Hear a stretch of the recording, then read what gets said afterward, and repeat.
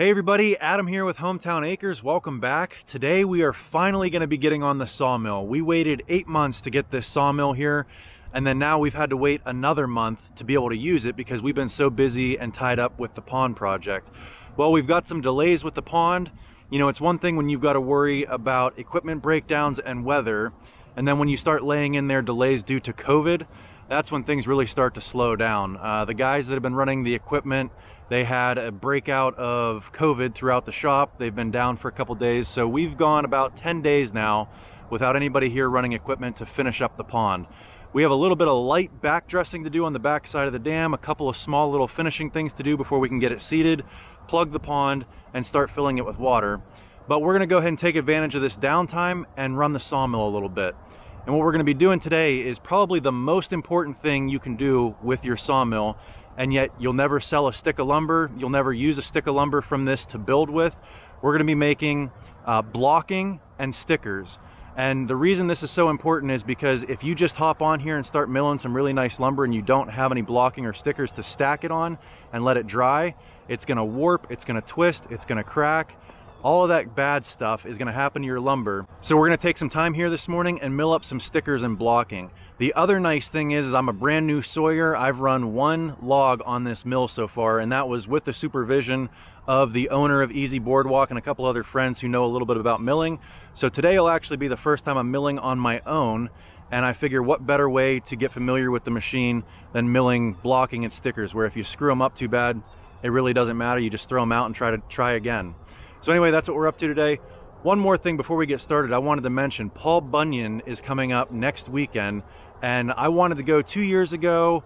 We ended up not making it out there, and then last year the show was canceled, but this year we will be there on Saturday, October 2nd. So if you guys were thinking about going to Paul Bunyan and you want to meet us, we will be there Saturday, October 2nd. You know, I always say you guys get to see every part of our lives, what we're doing here on the channel. I want to meet some of you guys and see and hear some of your stories about your properties, your equipment, what kind of projects you guys get into. So Saturday, October 2nd, Paul Bunyan Show. Hope to see you there.